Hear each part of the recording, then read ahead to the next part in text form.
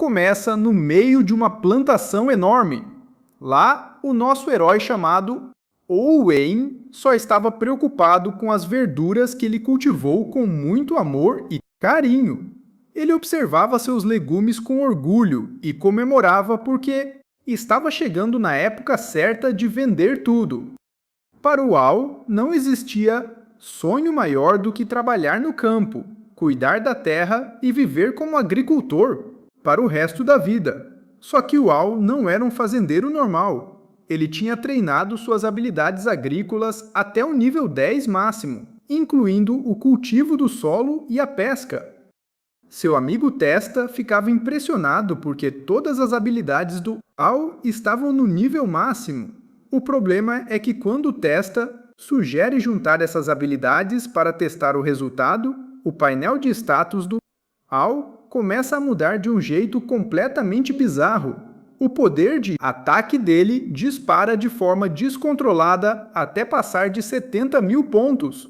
Um número tão absurdo e surreal que faz até o Al ficar sem reação nenhuma. Mesmo assim, a prioridade dele continua sendo levar os legumes para vender na capital. Ele nem tenta entender direito aquele aumento monstruoso de força, porque nada disso tem valor se a mercadoria estragar no caminho. O Al pega a carruagem, segue estrada abaixo e ainda vai comendo uma cenoura como se aquele fosse só mais um dia comum de trabalho. Só que o verdadeiro problema vem direto do céu. O dragão da floresta aparece de novo, soltando rajadas de fogo e forçando os aventureiros da região a baterem em retirada desesperados. Uma arqueira percebe que eles não são páreo para a fera e manda o grupo recuar imediatamente. O Al olha para toda aquela confusão e tenta pensar do jeito mais simples e prático possível. Ele não quer virar herói, não quer lutar e não quer se meter em encrenca. Ele só precisa distrair o dragão por um cesse para conseguir passar com a carruagem na estrada. Então ele pega a cenoura que estava comendo, mira no céu e arremessa como se estivesse jogando uma simples pedra. Só que com o ataque absurdo dele, a cenoura atravessa o ar como se fosse um míssil vegetal, acerta o dragão em cheio e provoca uma explosão gigantesca no céu. O monstro gigante de Rank S é completamente destruído no ar em 1000 pedaços, enquanto os aventureiros ficam olhando sem entender absolutamente nada. O Al também fica surpreso, mas conclui que seu poder realmente aumentou demais. Quando chega à capital real de Medis, o Al se apresenta aos guardas do portão como um simples fazendeiro da vila. Ele entra sem problemas, mas logo se envolve em outra confusão no meio da rua. Uma garota loira aparece montada em um cavalo totalmente desgovernado, gritando para ser solta, enquanto um homem encapuzado tenta levá-la à força. A cena vira um caos completo no meio da multidão e ela acaba entrando no caminho bem na hora errada. O cavalo avança com tudo, mas o Al reage por puro instinto. Salva a garota da queda e a segura nos braços com precisão.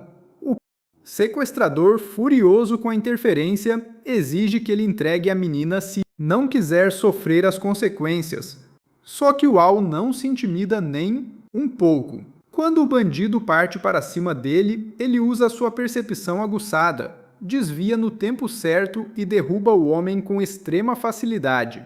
Os guardas chegam em seguida e prendem o sequestrador, enquanto a garota agradece ao Al com um sorriso educado. Ela tenta puxar conversa, mas o Al lembra que está atrasado para vender seus legumes e sai dali correndo antes, mesmo de responder direito. Mais tarde, já no mercado central, o Al trabalha como se nada tivesse acontecido. Ele avalia cada caixa com cuidado, conversa com os comerciantes locais e vende seus produtos com muito orgulho. Só que a paz dele dura pouco tempo. Guardas reais aparecem tentando impedir que ele vá embora, e logo a garota loira de antes surge outra vez. Ela se apresenta oficialmente como Fall Yggs, a primeira princesa do reino. Uau trava na hora sem acreditar que salvou a própria princesa e saiu correndo como se tivesse ajudado uma pessoa qualquer na rua. Fal não se ofende com a atitude dele. Pelo contrário, fica curiosa com aquele sujeito diferente e pede um favor. Quer que Uau sirva à família real. A resposta dele é imediata e categórica. De jeito nenhum. Uau tenta recusar com todo respeito, dizendo que essa é uma responsabilidade grande demais para um simples agricultor. Fala insiste bastante. Fala que o trabalho no palácio paga muito bem, oferece posição social, prestígio e até um campo enorme perto da capital.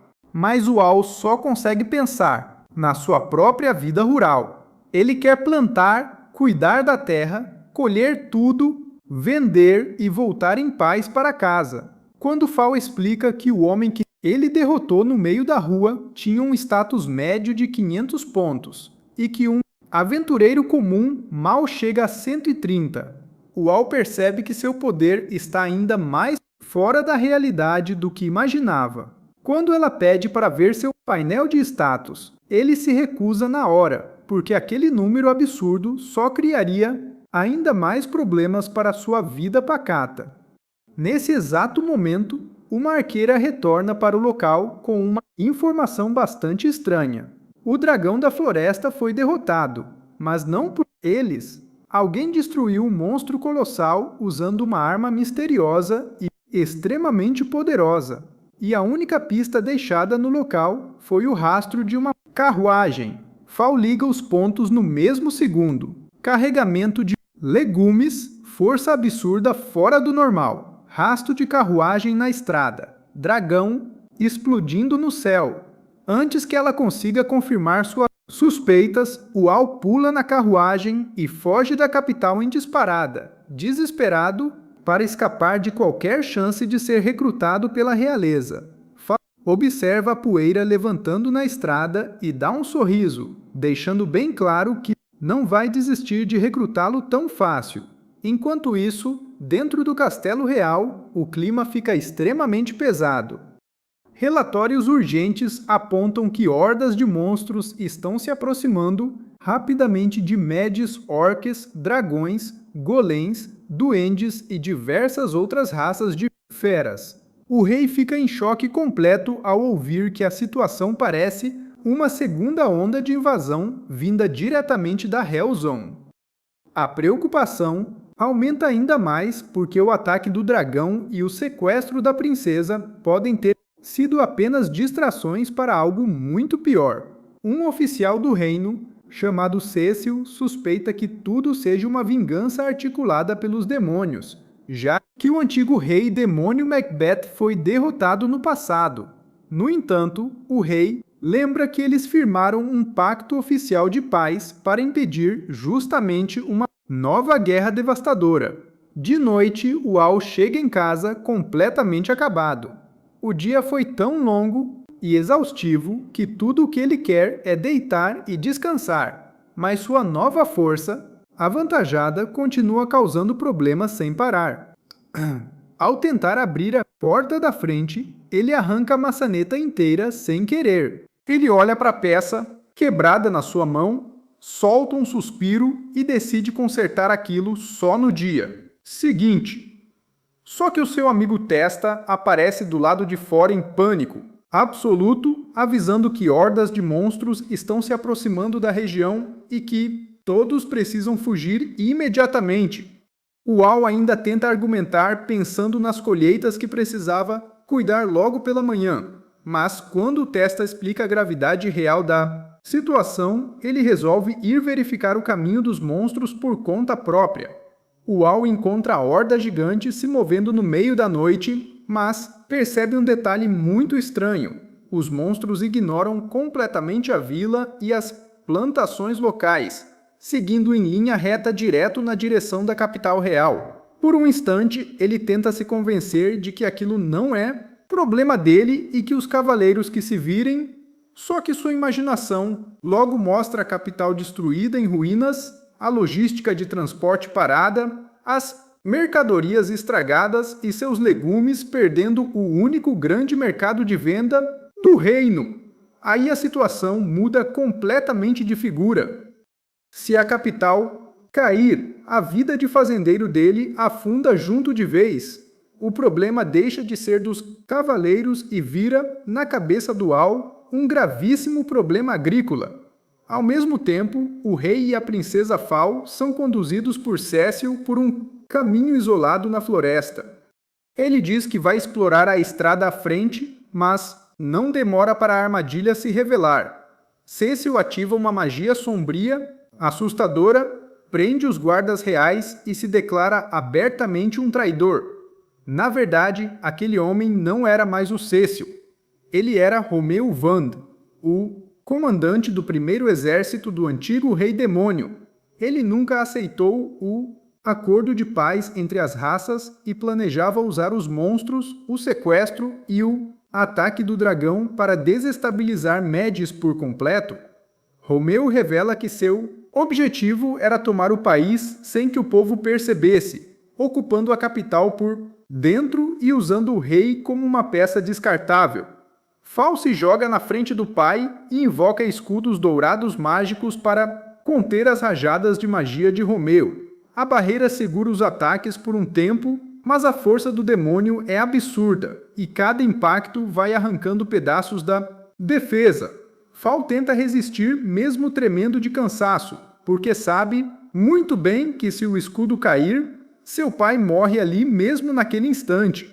Quando a barreira finalmente começa a ceder, Romeu se prepara para esmagar os dois de uma vez só com um golpe fatal. Só que a explosão esperada não vem do céu e nem da magia dele, vem direto do chão. O Al surge do solo como se tivesse cavado o próprio caminho, subterrâneo até o meio da batalha. Ele chega segurando sua ferramenta de agricultor com uma expressão séria. O demônio fica sem entender absolutamente nada, questionando como um simples fazendeiro conseguiu atravessar sua magia sombria. O Al explica com a maior naturalidade do mundo que usou uma técnica secreta de escavação subterrânea baseada em aração profunda, um método agrícola tradicional para mexer nas camadas mais profundas do solo.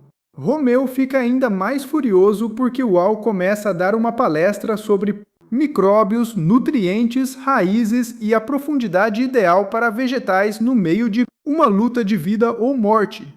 Romeu parte para cima com tudo e ataca usando sua espada. Mas para o Al, aquilo é só mais uma praga nojenta atrapalhando o trabalho no campo. Romeu se impressiona com a resistência do garoto, recua e libera sua verdadeira forma demoníaca, ficando enorme, extremamente musculoso, monstruoso e com nível de status 78. Fal avisa desesperada que o status dele é alto demais e manda o Al fugir enquanto é tempo. Romeu concentra toda a sua força, cobre seu corpo de energia sombria devastadora e avança gritando que vai esmagar o garoto até virar poeira.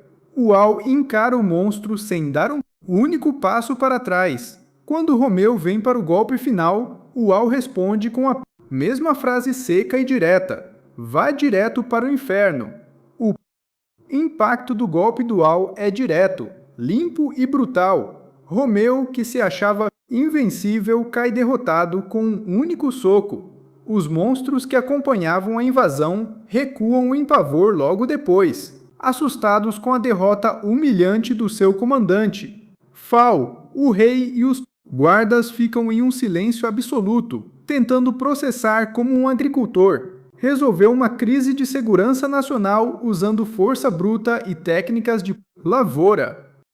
No Castelo Real, o Al recebe os agradecimentos oficiais de toda a família real. Fal diz que ele salvou o reino inteiro e que o país está seguro graças a ele. O Al, sem saber como lidar com tanta formalidade e protocolo, só pede que seus legumes não tenham sido danificados e que ele ainda consiga vendê-los em algum lugar. O rei aproveita a oportunidade para tentar recrutá-lo novamente. mas Uau sente o perigo chegando e tenta se esquivar antes que inventem algum cargo nobre para ele. Quando perguntam se ele está disposto a servir ao país, ele responde curto e grosso que não, pois continua sendo apenas um agricultor. Fal percebe que forçar a barra não vai adiantar nada e resolve mudar de estratégia.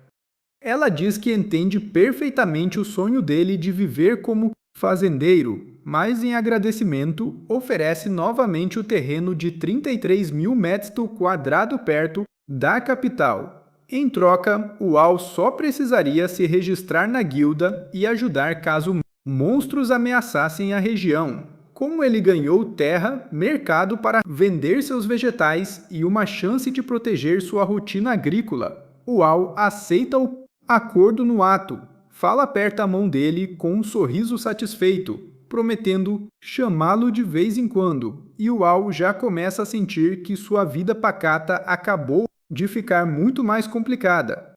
No fim, ele vai conferir sua grande recompensa, esperando encontrar um campo verdejante e perfeito para começar sua nova fase rural. Só que quando chega ao terreno, tudo o que vê é um espaço seco, vazio, cheio de terra ruim e com a aparência de uma área completamente abandonada.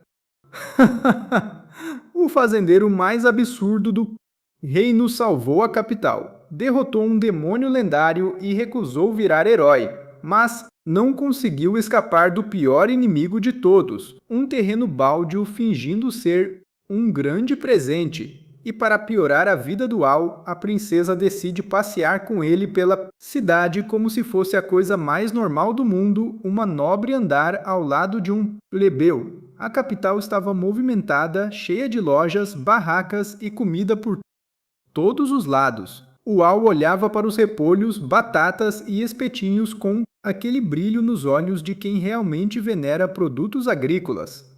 Enquanto Fal tentava conversar sobre assuntos mais nobres e políticos, ele se distraía com qualquer comida que aparecia na sua frente. A princesa até estranha e pergunta se ele só pensa em comer, mas Uau responde da forma mais sincera possível. Ele é agricultor, então comida bate direto no coração dele. Fal explica que conhecer o povo, ver o que eles comem e entender a vida da cidade faz parte dos seus deveres como princesa. E para conseguir andar sem criar nenhum tumulto, ela deixou sua empregada Albi fingindo ser ela no palácio real. A menina ainda usa um acessório mágico no cabelo para disfarçar a aparência. Então ninguém ali deveria descobrir que a verdadeira princesa estava vagando pela cidade. Durante o passeio, Fal leva Uau até um prédio grande e elegante, a Guilda dos Aventureiros. Uau não quer virar aventureiro de verdade, ele só quer cumprir a condição do contrato para manter o terreno que ganhou. Antes de entrar, Fal faz um pedido importante. Ele não deve chamá-la de princesa ali dentro, devendo usar seu nome falso, filha. Assim que passam pela porta da guilda, vários aventureiros olham na direção deles. Um homem mais velho, cheio de energia, aparece dando boas-vindas e puxando Uau como se o conhecesse há anos. A recepção é tão exagerada que Uau fica totalmente perdido. Por sorte, uma atendente de cabelo roxo, chamada Helen, aparece no balcão e recebe Uau de forma mais tranquila. Ela sorri, dá as boas-vindas e começa a cuidar do registro dele. Vendo que Uau está morrendo de fome, Helen o leva até uma mesa e oferece uma torta de fruta chamada rucaboço. Uau devora a refeição, elogia o sabor e comenta que talvez tente plantar aquilo algum dia. Helen fica satisfeita em ver que ele gostou, mas logo volta ao trabalho e pergunta por que ele se registrou como aventureiro se sua ocupação principal no formulário é agricultor. Uau explica a história da terra que recebeu, deixando bem claro que ser aventureiro seria no máximo um trabalho paralelo e uma obrigação chata no meio da sua vida no campo. Antes que ele consiga se passar por alguém fraco e comum, o desastre entra andando pela porta. O grupo de aventureiros que enfrentou o dragão da floresta entra na guilda e reconhece o Al na mesma hora. Eles contam para o salão inteiro que ele foi o responsável por derrubar o dragão de rank S com um único golpe. O Al tenta se defender dizendo que só jogou um vegetal no monstro, mas para todo mundo ali a história fica ainda mais impressionante, pois o cara derrotou um dragão usando basicamente uma cenoura como arma de destruição em massa. Os veteranos se apresentam: o careca Jake, a garota baixinha Lamia e o rapaz de cabelo comprido Lucas. Eles dizem que estão ansiosos para trabalhar com ele, enquanto o Al sente sua vida agrícola ficando cada vez mais distante. Helen explica que os aventureiros começam no rank G e sobem conforme os feitos. O Al pede para ficar no rank G mesmo, pois a última coisa que ele quer é virar um herói famoso. Sua primeira missão é bem simples: coletar 10 talos de Milk Grass na floresta de Green, uma erva usada em poções de cura. Como o Al não quer gastar dinheiro com equipamentos, Helen oferece um manto mágico com poder defensivo. Quando ele veste a capa, a aparência dele muda totalmente, e Helen fica corada como se aquela imagem tivesse mexido com alguma lembrança antiga do seu passado.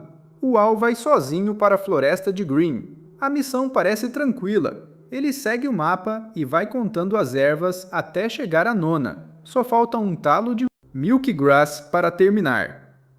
Mas aí ele encontra algo estranho, brilhando no chão. Uma escama escura, dura e diferente de qualquer coisa listada nos relatórios da guilda. Enquanto tenta entender a situação, ele lê uma observação no papel falando sobre o comportamento dos orcs, explicando que eles possuem um instinto de acasalamento agressivo. O Al fica aliviado por ser homem, só que a paz dele acaba no mesmo segundo. Uma orc fêmea enorme surge atrás dele com uma aura rosa bizarra, olhando para o garoto como se ele fosse a presa perfeita. O Al congela de terror e tenta falar com ela, mas a criatura avança totalmente fora de controle. Antes que vire um trauma eterno, Jake surge do alto e derruba a orc, com um golpe pesado. O Al percebe que foi salvo no último segundo. Jake analisa a escama escura e comenta que pode ser de um dragão negro. De repente, uma pressão esmagadora cai sobre toda a floresta. O ar fica pesado, a luz escurece e todos sentem uma presença absurda se aproximando. O Al olha para cima e vê uma criatura gigantesca passando entre as árvores, coberta por energia roxa e marcas vermelhas. O dragão malévolo. Ninguém consegue se mexer de tanto pavor. O Al tenta ver as estatísticas da criatura e fica em choque completo. O ataque do monstro passa de 230 mil pontos. O dragão simplesmente ignora o grupo e segue seu caminho no céu. Naquela mesma noite, Helen acorda assustada em seu quarto. Ela teve um pesadelo horrível com uma menina correndo, um garoto chamado Rai, uma sombra vermelha e o dragão malévolo. No dia seguinte, na guilda, sua mãe, adotiva Won, nota que ela perdeu a memória de novo. O Al chega a multi-guilda usando o manto defensivo e avisa que precisa denunciar algo urgente sobre o dragão negro que viu na floresta. Ao colocar a escama sobre a mesa, a reação de Helen muda no ato. Ela tem flashes de memórias, sente uma dor insuportável e desmaia diante de todos. Won explica depois que Helen foi encontrada 15 anos atrás nas margens do rio Snus, sem família e sem memórias, e que a única coisa que ficou com ela foi aquele manto. O Al percebe que Helen está ligada ao dragão malévolo e decide investigar por conta própria na biblioteca. Fal aparece e usa sua autoridade de princesa para conseguir autorização para que o Al consulte os documentos restritos. Nos arquivos, eles encontram um relatório de 15 anos atrás sobre a destruição total da aldeia de Onol pelo dragão malévolo Ouroboros, uma criatura que deveria ter morrido após enfrentar seu inimigo natural, o dragão benevolente Mirage. Uau e Fal seguem de carruagem até as ruínas de Onol. O lugar está reduzido a escombros antigos. Uau ouve uma voz chamando por ele e segue o som até uma área isolada perto de Lápides. Lá, uma criança translúcida aparece. O espírito de um garoto fantasma chamado Rai. Uau joga a capa defensiva por cima de Fal para que a magia do manto permita que a princesa também enxergue o fantasma. Rai se apresenta e revela que Helen é sua irmã mais velha e a única sobrevivente da tragédia de Onol. Ele explica que Helen selou as próprias memórias devido ao trauma devastador. Rai avisa, desesperado, que Helen está em perigo mortal, pois Ouroboros prometeu voltar exatamente após 15 anos para matá-la e destruir o resto da cidade. E esse prazo venceu. Rai conta como a vila foi destruída no passado e revela o ponto fraco de Ouroboros. O poder do dragão cresce com o medo e o desespero, mas enfraquece drasticamente diante da esperança. Uau entende tudo e não perde tempo, pega Fal no colo e sai correndo pela floresta em uma velocidade absurda de volta à capital. Enquanto isso, Helen caminha sozinha até a floresta guiada por memórias fragmentadas e fica cara a cara com Ouroboros. O dragão a provoca cruelmente, dizendo que todos morreram por culpa dela. Helen entra em desespero profundo, pega uma lâmina e tenta tirar a própria vida. Mas Uau surge no último milissegundo e segura a mão dela com força. Ouroboros lança uma patada brutal no Uau, arremessando-o contra as árvores. Mas o agricultor se levanta respirando pesado, segurando a quepa que o salvou de virar adubo no primeiro golpe. Uau olha para Helen e entrega a mensagem de Rai. O seu irmão não se arrependeu de ter te salvo. Ele ficou feliz por te proteger, e o seu dever não é se punir, mas sim viver feliz. As palavras atingem o coração de Helen como um choque de amor e redenção. As estatísticas de Ouroboros começam a despencar rapidamente à medida que a esperança de Helen renasce. Uau percebe a mudança, avança sem medo com o punho fechado e acerta um soco direto no dragão, desintegrando o monstro em partículas de luz. A tragédia parece ter terminado e Helen chora de alívio.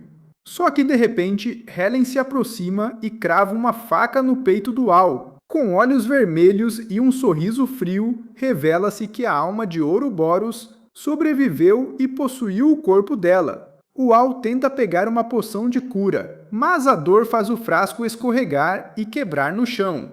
Nesse momento de desespero, surge o lendário dragão benevolente Mirage.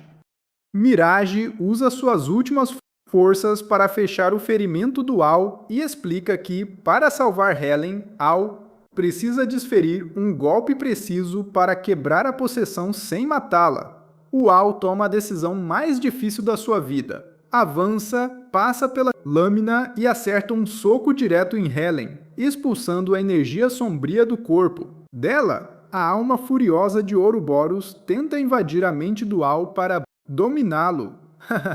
Só que ao entrar no cérebro do fazendeiro, Ouroboros não encontra medo ou trauma. Encontra apenas um campo gigante de tomates, batatas, adubo e nutrientes agrícolas. Ha ha ha! A mente puramente obcecada por a agricultura dual simplesmente expulsa e cuspe o dragão malévolo para fora. Mirage aproveita a brecha e dispara um feixe de luz gigante que destrói a alma de Ouroboros para sempre. No dia seguinte, Uau acorda na clínica da guilda cercado por Helen, Fal e os aventureiros. Helen descobre que agora consegue controlar parte do poder das garras de Ouroboros para proteger as pessoas. O pessoal da Pod Guilda organiza uma festa enorme e o Uau tenta fugir a todo custo com medo de Pod virar celebridade e perder a colheita de batatas do dia seguinte. De volta ao campo com o Testa, o Uau recebe outra carta trazida pelo Pod carteiro veloz Rex. Seus pais avisam que se mudaram para a cidade de Lurugos. No mercado, Ual experimenta um tomate absurdamente gostoso e descobre que ele foi cultivado em Lurugos, usando um fertilizante especial chamado Nigari. Ual pede folga na guilda e viaja para Lurugos, em busca desse ingrediente lendário para suas plantações. No caminho pela floresta, um orc macho gigante tenta agarrá-lo, fazendo o fazendeiro entrar em pânico total. Uma guerreira de cabelo azul surge em alta velocidade e joga o orc longe com um golpe. É a Huri, a descendente do herói lendário. Huri decide escoltar o Al até Lurugos. Durante a noite no pô de acampamento, Huri se revela sonâmbula e passa a noite inteira dando chutes e socos no Al enquanto dorme. No dia seguinte, eles chegam a Lurugos. Na casa dos pais, a mãe do Al, Lucia, surge como um furacão e abraça o filho com uma força sufocante. O pai do Al entende tudo errado e mete um soco no Podi, Al achando que é um estranho agarrando sua esposa. Lucia fica furiosa com a confusão e dá uma surra corretiva no marido dentro de casa.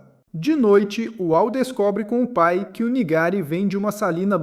Enquanto isso, Huri é atraída para a Floresta da Ilusão por uma pô de mulher encapuzada que fala sobre um sequestro de demônios. O Al vai atrás dela e descobre uma armadilha armada por Loki da Eva, um demônio superior. Loki revela que seu objetivo real sempre foi eliminar o Al por ele ter derrotado Romeu e Ouroboros. Loki invoca sanguessugas mágicas gigantes que se regeneram sem parar e prendem o Al.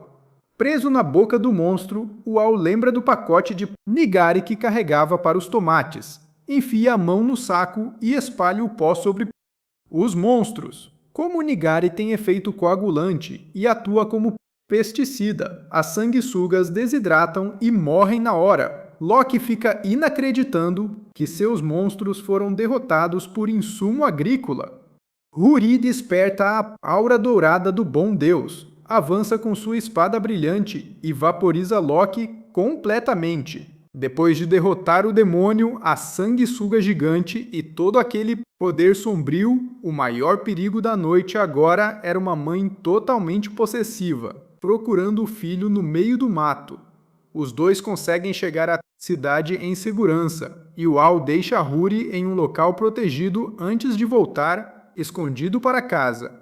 Só que a casa já estava silenciosa demais. Quando abre a porta com todo o cuidado do mundo, ele encontra a Lucia esperando no escuro, de braços cruzados, olhos brilhando e um sorriso que faria qualquer dragão parecer amigável. O pai aparece no corredor e tenta acalmar a situação, só que acaba entrando na frente da fúria errada, e como sempre, sobra para ele apanhar.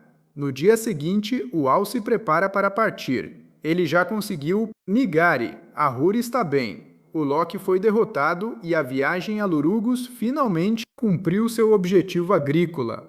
Só que a Lúcia tenta impedir a saída do filho a todo custo. Ela quer que ele fique mais tempo, insiste que acabou de reencontrá-lo e começa a falar como se pudesse prender o Al naquela casa para... O fazendeiro respira fundo e, pela primeira vez na vida, encara a mãe com extrema seriedade. O Al diz que ama a família, mas precisa seguir a própria vida. Se ela tentar prendê-lo, se tentar impedir que ele volte para o campo e para as pessoas que esperam por ele, talvez ele acabe odiando a própria mãe. A frase atinge a Lucia como um golpe devastador na alma. Ela fica em silêncio absoluto. Percebe que passou de todos os limites e finalmente aceita soltar o filho. Não porque deixou de se importar, mas porque entendeu que amar o Al não significa controlar cada passo dele. Na despedida, Lucia pergunta se ele ainda quer continuar sendo agricultor. O Al responde, sem hesitar, que sim. Ele escolheu esse caminho porque gosta da terra, da colheita e da vida simples que tenta proteger. Mesmo que o mundo continue jogando demônios, dragões e princesas no caminho dele. O pai também se despede, ainda meio destruído pelas confusões da casa, mas feliz por ver o filho seguindo em frente. Do lado de fora, a Huri espera por ele na estrada. ela decidiu acompanhá-lo de volta para a capital, não só como escolta contra orques, mas também porque agora quer ficar por perto. O Al segue carregando o pulsaco de Nigari como se fosse um tesouro lendário, enquanto a Huri caminha ao lado dele com um sorriso leve. E assim, depois de quase morrer em uma puta floresta por causa de um fertilizante de tomate, o fazendeiro retorna para casa com uma nova aliada, sem imaginar que os demônios ainda estavam apenas começando a se mover. O clima no Castelo Real já estava extremamente pesado. Debaixo de uma putashkundaça fina, Fal encara o próprio pai e confirma que já tomou sua decisão final. O rei tenta perguntar se ela tem certeza absoluta, mas a princesa não recua. Ela sabe que a situação do reino está ficando péssima. Sabe que os ataques de monstros começaram a afetar o comércio e, mesmo com o coração apertado, aceita fazer algo que claramente não queria.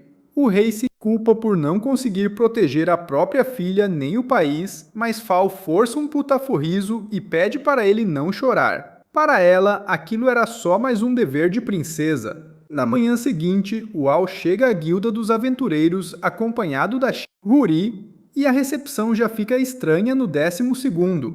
Helen vê a garota de cabelo azul ao lado dele, descobre que ela é a descendente do grande trai lendário e tenta manter a postura profissional, mas fica claro que o clima mudou totalmente.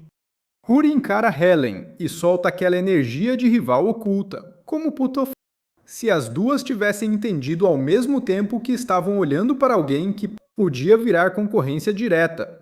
O Al, como sempre, não percebe absolutamente nada e só acha que as duas estão se dando super bem. Mais tarde, o Al volta para o campo e tenta recuperar sua rotina normal. Ele está no meio dos tomates, berinjelas e outras plantações. Quando percebe um garoto mexendo nas berinjelas antes da hora certa, o Al não o expulsa, mas começa a explicar com toda a seriedade do mundo que colher antes do ponto é praticamente um crime contra o sabor. Para ele, uma fruta arrancada antes da hora perde força, perde doçura e fica muito pior do que deveria.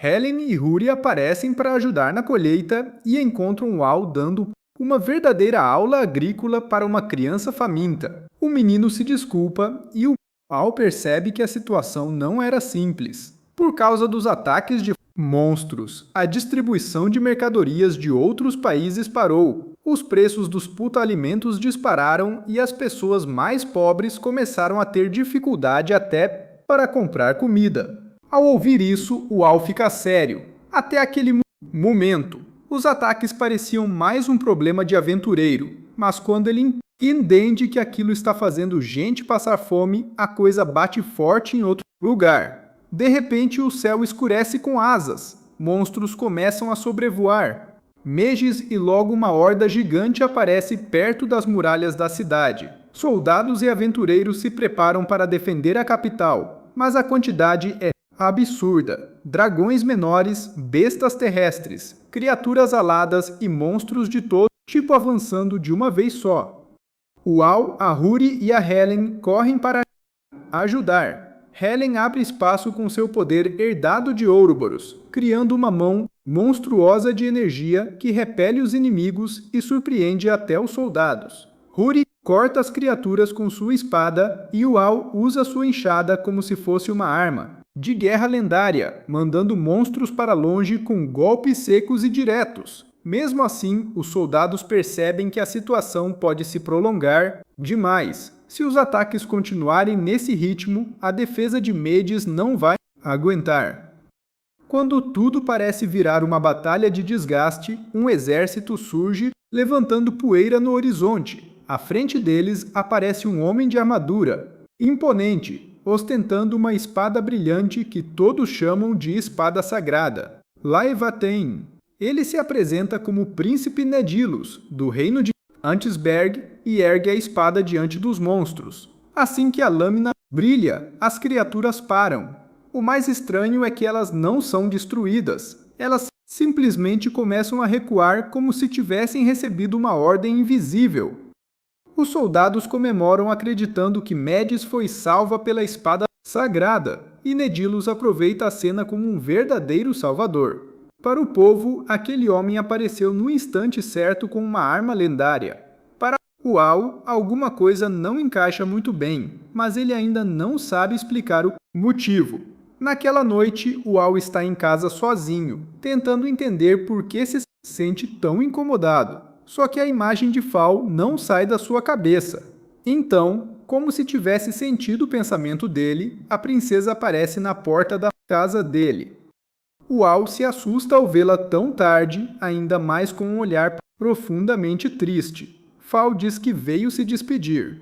Uau não entende no começo, achando que ela vai viajar por um tempo, mas a resposta dela machuca mais do que ele esperava. Ela vai embora de Mages e não pretende voltar nunca mais. A princesa tenta falar com calma, mas está claramente segurando o choro. Quando Uau pergunta quando ela volta, Fal abaixa o rosto e diz que não vai voltar. Antes que ele consiga reagir, sua criada aparece avisando que está na hora. Fal entra na carruagem, agradece por tudo e se despede. Uau corre atrás, chama por ela, mas a carruagem parte pela estrada, deixando ele parado no escuro sem entender o que acabou de acontecer. No dia seguinte, Uau acorda mais abatido do que gostaria de admitir. Mesmo trabalhando, vendendo verduras e carregando sacos de batatas, seu pensamento continua preso naquela despedida dolorosa. De repente, o Rex surge do nada com mais uma carta. O carteiro veloz entrega a correspondência da mãe do Uau e traz uma edição extra do jornal. A manchete anuncia que a princesa Fal vai se casar com o príncipe Nedilos, o portador da espada sagrada. Huri e Helen leem aquilo junto com Uau e ficam chocadas. A princípio, parece que Mages aceitou o casamento como pagamento pela proteção de Antisberg, só que a carta da mãe do Uau traz outra camada da história. No meio de várias frases amorosas, Lucia revela uma informação bombástica. A tal espada Laevatain não é uma espada sagrada nem lendária coisa. Nenhuma. Era uma arma comum feita por um ferreiro comum. Helen e Huri entendem o tamanho da bomba. Se a espada não tem poder sagrado, os monstros não recuaram por causa dela. Uau liga os pontos e percebe que os ataques contra Mages não eram aleatórios. Alguém estava convocando os monstros, criando pânico e depois aparecendo com uma falsa solução para ganhar prestígio político. O plano era nojento. Antisberg forçava outros reinos a dependerem de sua proteção, cobrava vantagens comerciais, ganhava influência política e ainda levava a princesa em casamento. A carta também revela que o responsável direto por chamar os monstros era um demônio sendo forçado a obedecer, pois sua companheira humana havia sido sequestrada por Nedilos. Uau fica extremamente furioso. Não era só a Fal sendo usada como moeda de troca. Havia também um demônio e uma mulher inocente presos na chantagem de Nedilos. É aí que o Rex para de agir como um simples carteiro. Ele assume a ponto frente do plano e revela uma verdade inesperada. Ele também é um demônio, mas precisamente pertence aos fantoches das sombras, uma unidade de inteligência secreta. Uau quase cai para trás. Rex explica que foi criado por Lúcia desde criança e que conhece o demônio chantageado. Seu nome é Gazel. Rex quer salvar o casal e, ao mesmo tempo, expor a farsa da espada sagrada em público para cancelar o casamento de Fal. O plano começa no dia seguinte. Helen, Huri e Al vão se infiltrar em Antisberg, escondidos no meio dos bens enviados para o casamento real. O problema é que a grande estratégia do Al para passar despercebido era fingir ser um fazendeiro local entregando vegetais fresquinhos. Ele aparece usando roupa de agricultor, chapéu de palha e uma cesta cheia de verduras, crente de que ninguém desconfiaria. Só que o plano começa a desmoronar na entrada. Um guarda para o grupo e pergunta por que diabos eles estão entregando legumes no palácio, justo no dia do casamento real. A resposta do Al é tão ruim que só deixa tudo mais suspeito. Como não havia mais tempo para sutilezas, Helen toma a decisão mais prática e absurda possível. Ela agarra o Al e simplesmente arremessa o fazendeiro na direção do prédio onde a refém estava presa. O Al voa, gritando pelo céu, atravessa uma parede de pedra como uma catapulta humana e cai dentro do quarto todo quebrado, mas vivo. A garota de cabelo rosa, esposa de Gazel, fica em choque completo ao ver um fazendeiro surgir do meio dos escombros carregando uma cesta de verduras nas costas.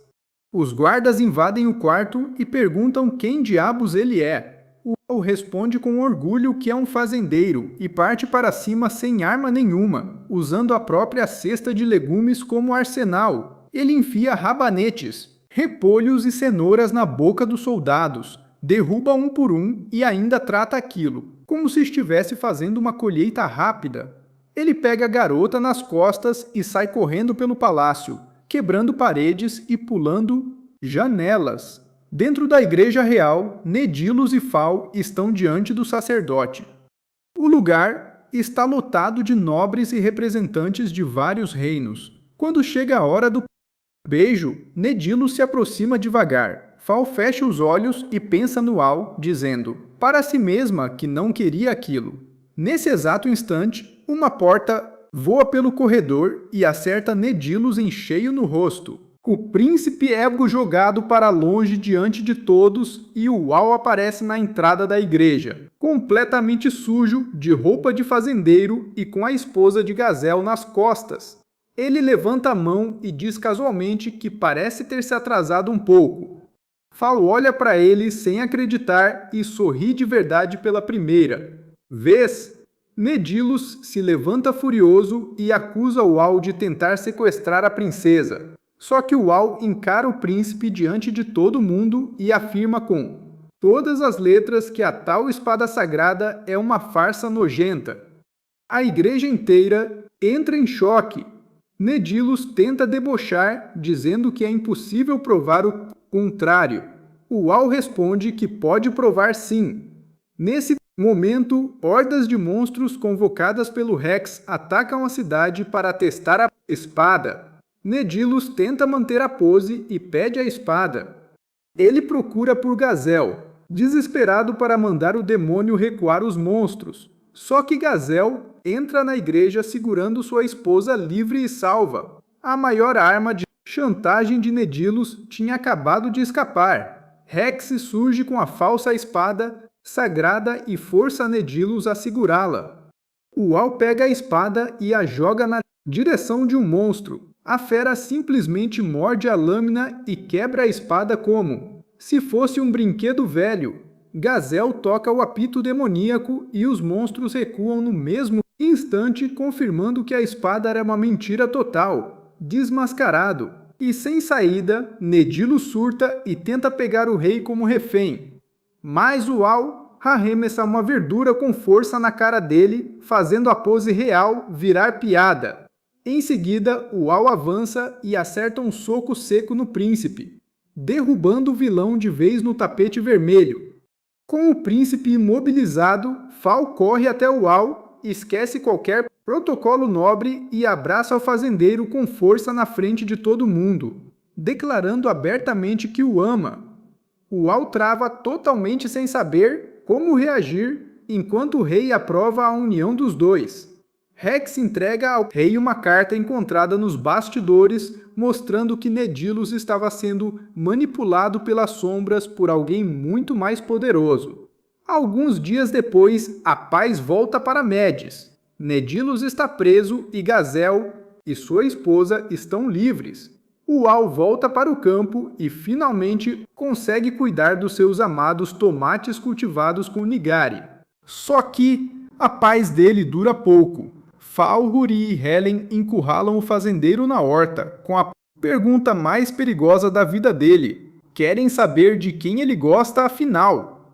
O Al olha para as três, calcula suas chances de sobrevivência, pega sua cesta de legumes e foge do campo em disparada, deixando as garotas para trás. Depois de toda essa confusão, voltamos para muito antes do Al virar o fazendeiro invencível. Quando ele era apenas uma criança na vila de Sils, ele tinha uma conexão profunda com a terra.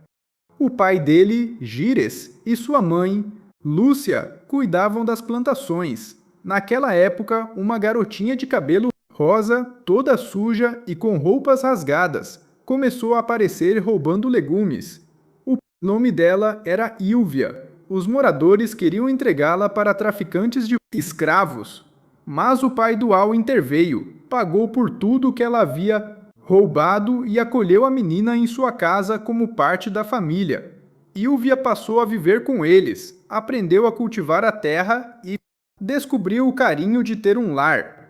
2 anos depois, o Al descobre, através do seu amigo Testa, que Ilvia sofria bullying dos moradores da vila, que ainda a viam como uma ladra.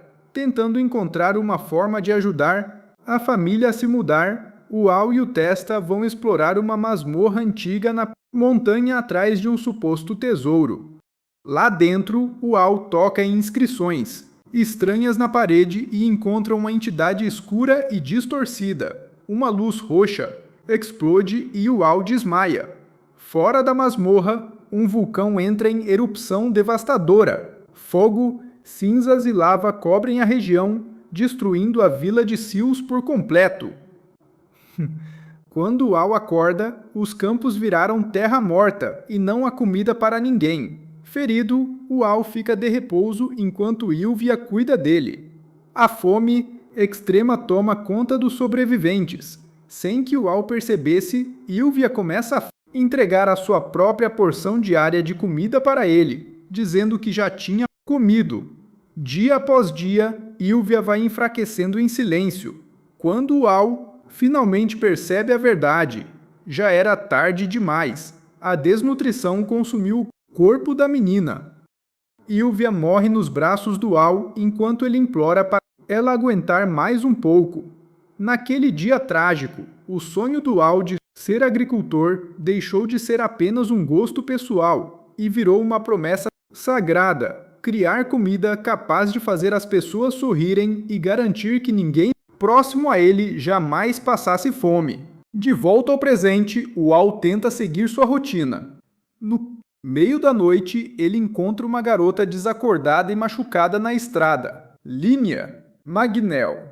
Ele a leva para casa para descansar. No dia seguinte, Huri aparece, vê Linia usando roupas emprestadas e entende tudo errado, saindo, correndo e gritando que o Al é um idiota. Linia explica que veio pedir ajuda na guilda porque sua cidade natal, Gongtown, famosa pela produção dos melhores aspargos do mundo, estava agindo de forma estranha, com pessoas vazias e sem vontade própria. Ao ouvir a palavra aspargos, os olhos do Al brilham e a missão vira prioridade absoluta.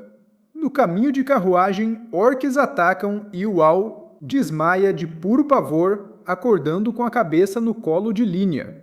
Ao chegarem a Gongtown, percebem que os moradores sorriem mecanicamente e chegam ao absurdo de pisar em vegetais caídos no chão sem demonstrar nenhuma reação. Para o Al, ver desperdício de comida é o pior crime possível. O Lorde da cidade, Lemuru, convida o Al para jantar em sua mansão. Durante a refeição, Lemuru se revela possuído por Vitra, um demônio superior. Vitra usava um grande cristal roxo escondido na estátua da deusa para controlar a mente de toda a cidade. Só que o Al já tinha previsto a armadilha e enviado um sinal para Helen e Huri, que destroem a estátua na praça e quebram o controle mental. Vitra pega a Ler de Lemuru como refém. O Al pega um aspargo fresco de Gongtown, avança sem hesitar e enfia o vegetal direto na boca do Lahore possuído. O sabor incrível e marcante do aspargo atravessa a possessão e desperta a alma de Lemuru, que chora de emoção lembrando do seu amor pela agricultura. Com o Lorde livre, o Al fecha o punho e acerta um soco devastador em Vitra, destruindo o demônio superior e libertando a cidade de vez. Depois de resolver toda a confusão na cidade dos Aspargos e voltar para casa como se nada tivesse acontecido, o Al finalmente tenta recuperar a vida simples que ele tanto ama. Só que a paz dele já começa ameaçada por outro tipo de guerra totalmente diferente. No meio da fazenda, Fal, Helen e Huri estão ajudando na horta, usando roupas de trabalho e tentando agir como se aquilo fosse só uma manhã comum. O grande problema é que as três carregam no pescoço o mesmo pingente dado pelo Al, e isso vira combustível imediato para uma disputa silenciosa entre elas. Fal percebe que não é a única com aquele colar e tenta entender por que todo mundo recebeu um presente igual. Helen explica com toda a calma do mundo que foi uma lembrança pela ajuda em Gongtown, mas Fal já fica profundamente incomodada quando descobre que até a Linha entrou nessa história. Para ela, o Al vive se envolvendo com garotas novas em cada aventura, e ninguém ali consegue baixar a guarda por um S. Huri tenta manter a postura séria, dizendo que os sentimentos do Al importam mais do que qualquer competição injusta, mas no fundo dá para ver que ela também não quer ficar para trás nessa disputa. Enquanto as três discutem sobre quem está mais perto do coração do fazendeiro, o Al está completamente alheio a tudo isso, olhando para suas plantações com um sorriso totalmente inocente. Só que esse sorriso morre no mesmo instante em que ele vê algo verde demais se espalhando no meio da horta. O fazendeiro para, o rosto escurece, os olhos brilham de raiva e um grito masculino ecoa pelo campo inteiro. As garotas correm até ele, achando que algum demônio terrível apareceu, mas encontram o Al de joelhos, diante de um monte de ervas daninhas. Para qualquer pessoa normal, aquilo seria só um pouco de mato. Para o Al, é praticamente uma declaração oficial de guerra. Ele explica que aquelas pragas nojentas sugam os nutrientes dos vegetais, enfraquecem a terra e podem destruir completamente o sabor da colheita. Na cabeça dele, não existe inimigo mais desprezível no mundo. Como não consegue resolver aquilo no soco, o Al decide ir à cidade vender os vegetais do dia e comprar o melhor herbicida do mercado. Ele monta sua barraca no mercado com Fal e Huri ao lado, anunciando tomates, repolhos e rabanetes, como se estivesse defendendo tesouros nacionais. As vendas vão muito bem, e até o veterano Jake aparece para comprar legumes, dizendo que virou freguês fiel desde que começou a cozinhar com os ingredientes do Al. De repente, um homem encapuzado surge na frente da barraca tentando agir como um cliente comum, mas o Al percebe rápido que o sujeito fala de um jeito muito suspeito. Quando o disfarce cai, fica claro que aquele homem era o próprio rei de Medis. O rei veio comprar vegetais, mas também tinha um objetivo muito mais perigoso: perguntar quando o Al pretende se juntar oficialmente à família real, ou seja, quando o fazendeiro vai se casar com a princesa Fal. O Al trava na hora. Casamento com princesa, cargo no reino, responsabilidade política. Tudo isso é exatamente o tipo de coisa que ele quer evitar a todo custo.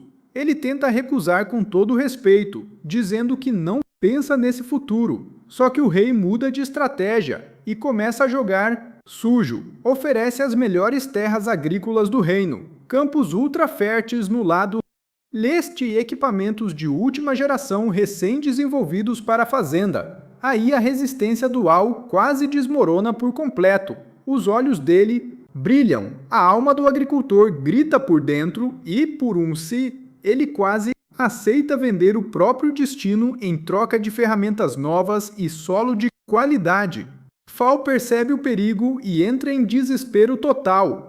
O rei vai embora após comprar quase tudo, deixando o fazendeiro com uma quantia excelente de dinheiro. O Al agradece a venda, mas sua mente já voltou para o primeiro problema do dia: exterminar as ervas daninhas antes que elas transformem sua horta em um cemitério de nutrientes. É nesse momento que o Rex aparece do nada, como sempre, entregando mais uma carta. O Al explica a tragédia das ervas daninhas e o Rex entende que aquilo era uma emergência real para o fazendeiro. Enquanto conversam, os dois escutam uma confusão na praça. Três homens adultos estão maltratando uma garotinha encapuzada, tratando a criança como mercadoria para ser vendida. O Al não aceita ver aquilo de jeito nenhum. Entra no meio, manda soltarem a garota e derruba os três homens sem a menor dificuldade. Quando a poeira baixa, o Rex reconhece a menina e fica extremamente sério. Ela não era uma criança comum. Seu nome era Yuria, e ela era filha do Rei Demônio, a próxima chefe do território demoníaco. O Al se assusta ao ouvir isso, mas não muda a forma carinhosa de tratá-la.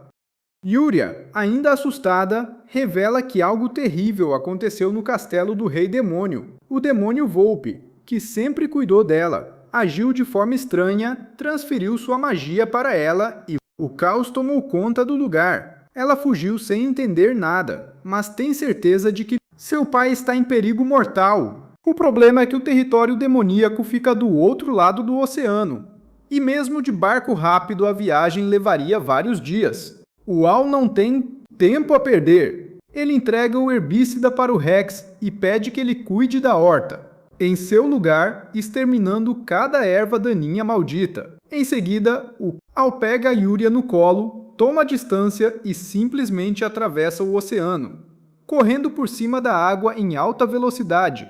A Yuria entra em pânico absoluto, agarrada ao pescoço dele enquanto o Al dispara sobre as ondas como se estivesse em uma pista de corrida.